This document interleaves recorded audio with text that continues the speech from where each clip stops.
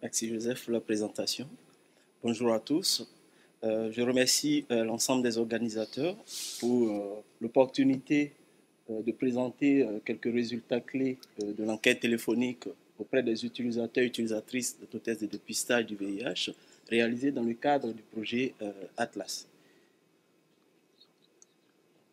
De juin 2019 à décembre 2021, le projet Atlas a dispensé plus de 400 000 kits d'autotests de dépistage du VIH en Côte d'Ivoire, au Mali et au Sénégal à travers différents canaux de distribution sans faire de tracking.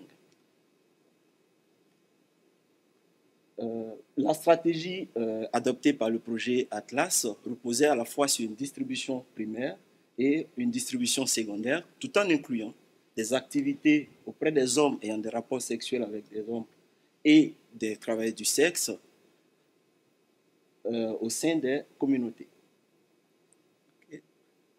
Donc, en l'absence de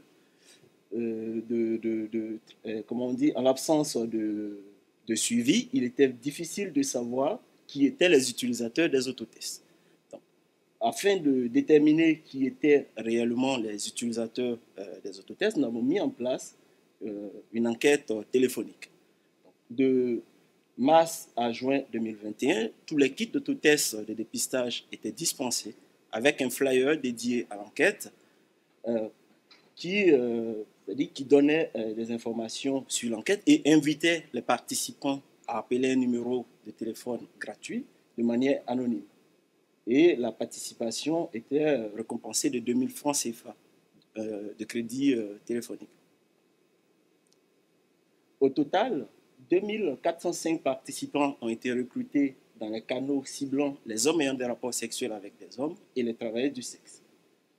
Parmi ces participants, 31% ont déclaré avoir reçu un kit d'autotest de dépistage du VIH d'un ami, soit 17%, d'un partenaire sexuel, soit 7%, d'un parent, soit 6%, et d'un collègue, soit 1%. Donc ce résultat illustre en quelque sorte la faisabilité de la distribution secondaire.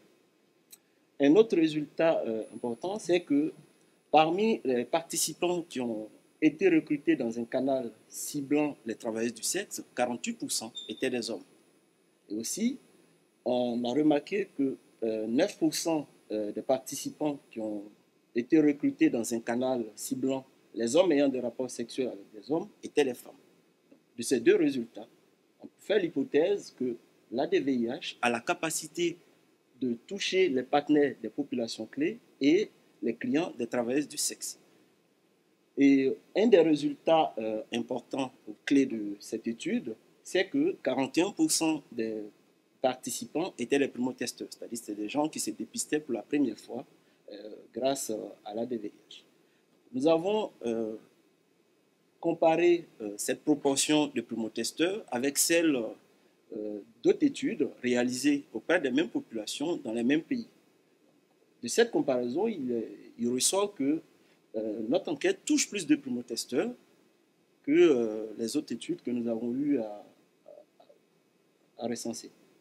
Et aussi, on a remarqué que les participants de notre étude étaient plus instruits et plus âgés, notamment chez les HSH.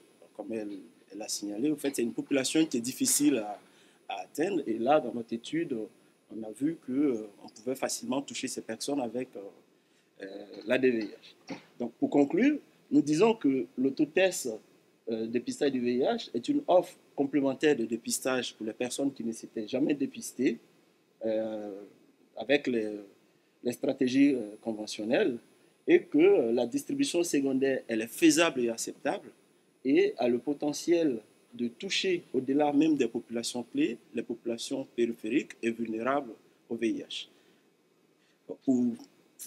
Non, je n'ai pas encore fini en fait. Là, j'ai eu que 5 minutes pour présenter, mais pour ceux qui souhaiteraient avoir plus d'informations, je vous invite à consulter le poster PJ 321. Et là, on aura plus de 10 minutes, voire 20 minutes pour échanger. Je vous remercie.